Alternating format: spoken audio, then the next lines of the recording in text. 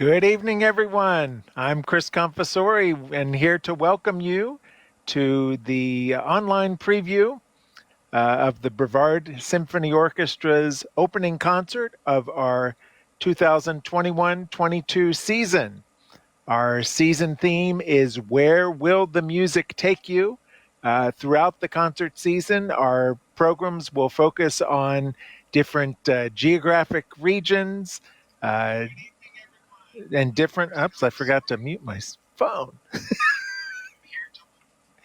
the But our opening night concert is a tour around the world. It's called Around the World in 80 Minutes, and it features music by a variety of composers and lots of fun music on this program. It will take place on Saturday, October 16th at 7:30 p.m. Since we are the orchestra in residence at the King Center for the Performing Arts, that's where we'll be, at the King Center. The concert is sponsored by the Brandon family, and we thank them for their sponsorship. The tickets start at $29, and you can find out information about getting tickets at brevardsymphony.com/opening night. Now, the seating for this concert will be back to regular audienced seating. No more physical distanced seating for the audience as well as for the orchestra. We'll be back to a regular setup. However, we will continue to have our audience be masked at all times throughout the venue. Regardless of vaccination status, we're going to have you wear your mask, and this holds true for the orchestra members as well.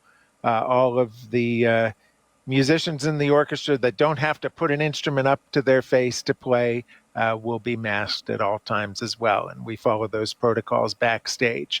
But we're thrilled that we will be back at the King Center. They were so wonderful in hosting us last season for a number of concerts. We were able to get in a full season of concerts between January and April, and it was great to perform for a live audience. We look forward to welcoming even more people back here in just over a week. So it's Saturday, October 16th at the King Center for our program, which is called Around the World in 80 Minutes. Now, you'll hear music from a variety of composers on this program, and music, as I said, from all around the world. So we have music from Norway by Edvard Grieg, the famous In the Hall of the Mountain King from Peer Gynt. Now, this picture you see here is a beautiful scene from Norway. The Hall of the Mountain King, of course, is a very scary and awful place, and I did not want to put a picture of that up there. So then we'll have music by Franz Liszt, the first piece that was ever designated as a tone poem, Les Preludes. Great work by Franz Liszt and a great showpiece for the orchestra, will be featured on this program. And we have music from one of the most popular operas ever written, Georges Bizet's Carmen. We have the Habanera from Carmen will be featured on this program. So about half the program are pieces that are familiar, recognizable melodies. So the Habanera from Bizet's Carmen certainly falls into that category. Another one is another great showpiece for the orchestra from Russia, the great Night on Bald Mountain by Modest Mussorgsky, that was featured prominently in another very spooky sequence from Disney's Fantasia. And since this concert will just be about 2 weeks from Halloween, I thought it would be fun to put Night on Bald Mountain on the program. And we'll wrap things up with music from France by Jacques Offenbach, the famous Can-Can.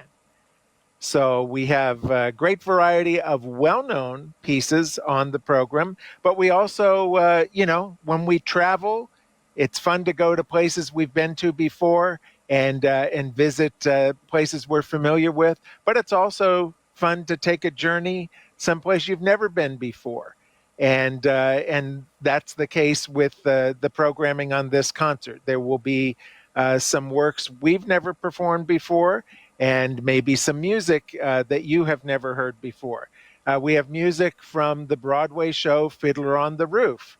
Now you may think, oh, Chris, I mean, we've heard Fiddler on the Roof. Well, this sequence we're going to share with you is a very unique arrangement because it focuses not on the songs from Fiddler on the Roof, but the amazing dance sequences, the music from those sequences that Jerry Bach wrote to accompany the amazing choreography of Jerome Robbins. So you have lots of klezmer clarinet playing, and of course the fiddle playing, and so forth. But it's a very showy arrangement of dances from Fiddler on the Roof that'll be fun for the orchestra to play.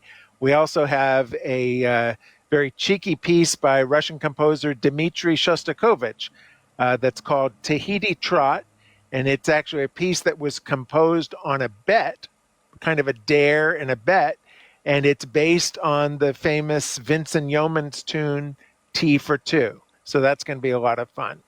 And we're also going to hear music that is inspired by Egypt. And this piece, Egyptian Legacy, was composed by a dear friend of ours, a great friend of the BSOs, and someone who is familiar to so many of the musicians of the orchestra, Soon Hee Newbold. And we are thrilled to welcome Soon Hee Newbold to the program right now, joining us. Good evening and welcome, Soon Hee. Hi, good evening. Thanks for having me. Absolutely. We're glad you're here. So tell us about this Egyptian legacy. Well, every composer has their signature sound. I like to try to do things that are actually different. So I like to be as much varied or as different as I can be when I'm writing pieces. And my biggest interest is travel. So I love exposing myself to different cultures and different people all around the world. So Egyptian Legacy was inspired by some of my love for world history, actually, and ancient history. Egypt has been around for thousands and thousands of years, and they have an everlasting impact. And we're so fascinated with like the Sphinx and the pyramids and the pharaohs, and so actually people really don't know what ancient Egyptian music sounds like. So I drew on music from the Middle East, from Saudi Arabia, from Iran, from modern Egyptian music, and even movie music that we think of when we think of Egypt. So that's where I got the inspiration for this piece. Yeah, it's music that is very picturesque, lots of great colors, and you have an amazing gift for melody. I mean, the colors and the way you write for the instruments, so idiomatic and so forth, but your gift for melody is amazing. And, there are so many young people who play your music in their school orchestras. They can, if it's something they played 4 years ago when they were in seventh grade, they can still pick up their instrument and play your melodies because they love them so much and remember them. And I think that's terrific. Well, thank you. That's huge compliments, and I love hearing that. Just as a composer, you're just hoping that your music is just going to get played and people are going to be able to hear it. So it's a big bonus. Well, so this will be the third piece of yours the orchestra has performed in a little over a year.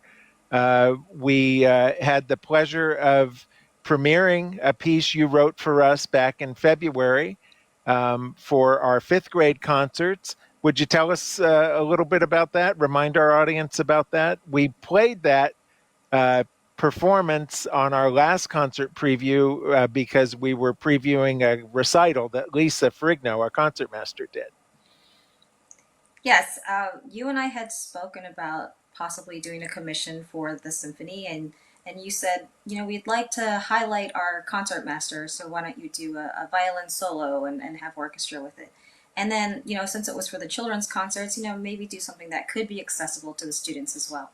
So I wrote a advanced violin solo that highlighted a lot of the really fun kind of show-offy techniques that violinists can do, and made the orchestra part very accessible to like a beginning orchestra, so you could have a beginning string players play along with a professional player or an advanced player, in the future. So that's where the inspiration for that came from.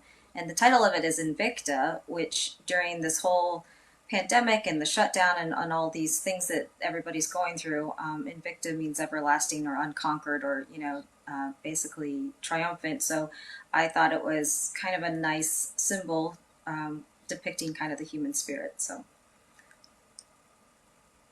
It was a terrific piece. It was a great experience. Those were concerts that we weren't able to perform before a live audience, but we recorded the performances. Our producer, Andres Roca, who is amazing and who is producing this broadcast for us this evening, he and his team recorded all of our concerts so they could be viewed by our audience. So thousands and thousands of fifth grade students in Brevard and Indian River counties who usually take a field trip to the King Center were still able to enjoy the concert in their classrooms. And your piece, Invicta, was certainly one of the highlights of that program. And I was so happy that you agreed to still make the trip to Brevard County for that set of record what turned out to be a recording rather than a live performance, because that's one of the most enjoyable pieces for us as performers when we play a new piece, is to get to have the composer there, get interaction with them, especially when it's a piece that's written for our orchestra. And I was worried that you might not want to make the trip because of the pandemic, but we promised to keep you safe, and you were super brave and made the trip, and you were very gracious to do some outreach for us. You visited a few classrooms in this kind of format, like a Zoom visit to the students. And we did a live rehearsal with students from the Brevard Symphony Youth Orchestra. And here's a picture of you in rehearsal. It was a great experience for those students, because not only did they get to play uh, a couple of your pieces, but they got to play them with you on the podium. And tell us about the format of your session, because it was some playing and also conversation. well, that was a lot of. Well, first of all, that trip was a big treat for me. It was. It's always special when we get to travel and get to see the premiere of a piece that we've written, especially for the group that we've written it for. And being able to be there in person, that was the first in-person concert I had been to since the shutdown, so that made it even more special. And then getting to write it for people that are friends of mine and close, and very it was very memorable to write it for people that mean so much to me as well, and coming back to a place that I considered home for several years. So all of that was a big highlight. And getting to work with the students as well. So I did a couple online Zoom sessions with orchestras in the school system there, and then got to do the kind of a combination of groups in person, which were completely spread out. I think they took up the whole stage at the King Center. It was just really nice to be able to do all of that and to kind of do a combination of everything, because as musicians, we're meant to play together in person and have a live audience. So it was really nice to be able to kind of still get what we needed to do, but still do it. We had to be creative in kind of the ways that we were creating music at that point. So I felt it went very successful, and I think everyone enjoyed it. So it's always a really good treat for me. Yeah, they really did, and you broke the session up so that the kids. You asked the kids how different parts of the music made them feel, and you sort of had a dialogue with them. about the music, and that was certainly as an observer very interesting. But then, there was also a question or an opportunity for the students to ask questions, and took a minute or two for them to warm up. But once they got going, especially there were a couple of dudes there that would not stop. Lots of questions and great observations and everything. So it was a really fun experience, and we can't thank you enough for doing that for those students. Oh, So, the as pleasure's I all mine. mentioned, we are going to perform your Egyptian Legacy in a little over a week, and we performed that in Victa on the youth concerts back in February. But our very first performance that we gave after the shutdown was way back in August of 2020. We did a sort of a practice concert to see if we could keep everyone safe and keep the musicians spaced out and all of that. So it was, I think, a concert with just 17 string players. So it was music for strings only. But I wanted to feature one of your pieces since we knew we were doing the premiere later that season. So we played a very popular piece of yours for string orchestra called American Landscape. And Andres has the video of that performance that we'd like to share with everybody now.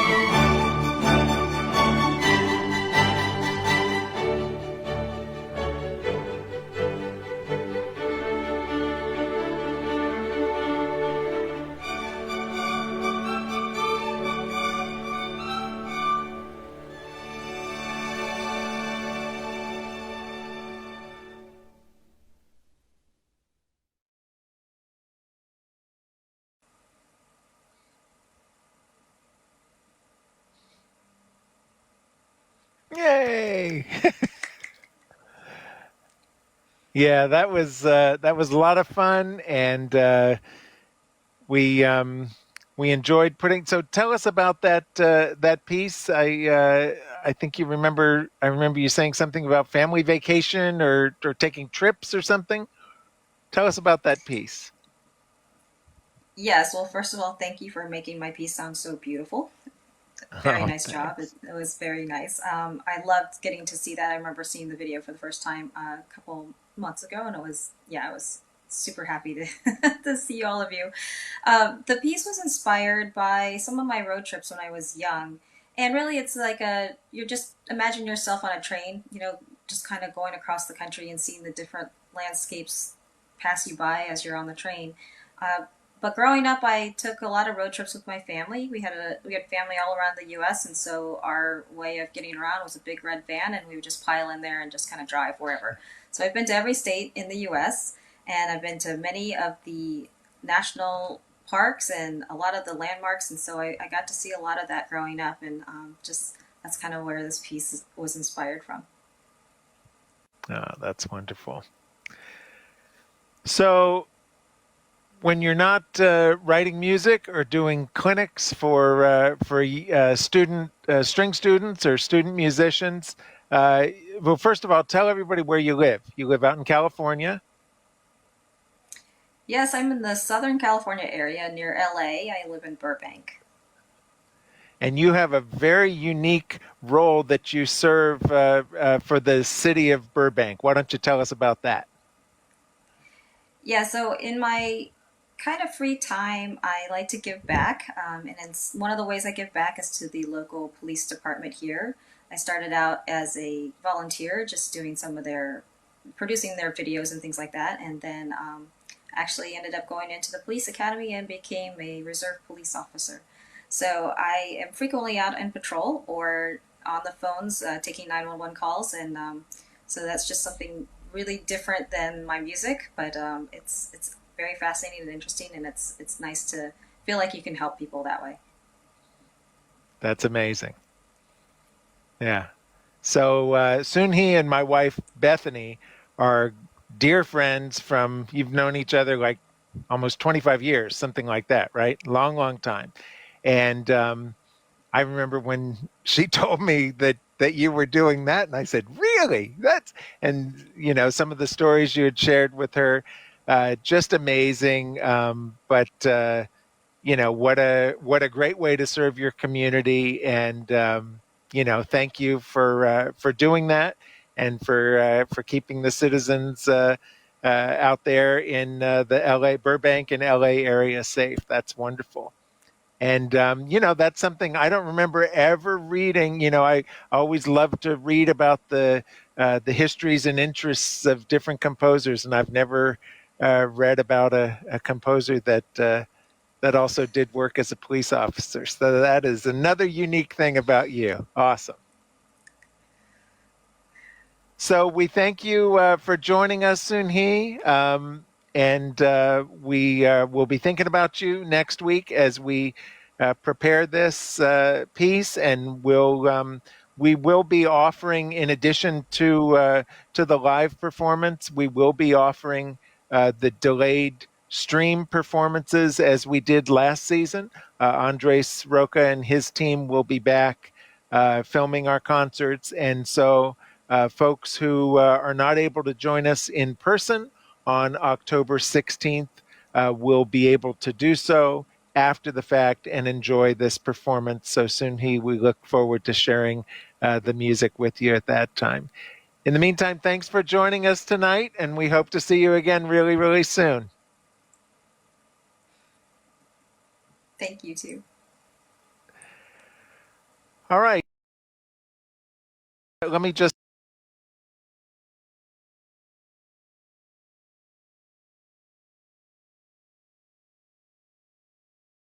2021-22 season, and it will take place at the King Center for the Performing Arts. Go to brevardsymphony.com/opening night for tickets. And then the next concert on the orchestra's series will be Saturday, November 13th. And that program is called The Mozart Effect, and it features pianist Bryan Wallick playing the famous Mozart C major piano concerto number 21. It also has music by Gabriel Fauré to open the program, and the Haydn Symphony number 104 to close. So another great program coming up by your Brevard Symphony Orchestra. And if you visit our website, you'll learn about that concert, as well as our Sounds of the Season holiday concert that takes place on November 27th. And then just after that, we will be performing in the orchestra pit with the Space Coast Ballet Company's production of Tchaikovsky's Nutcracker Ballet. So lots of great music from your BSO coming up here in the next few months, and it all begins next Saturday, October 16th, with our opening night concert. We look forward to seeing you there, and thanks again for your support.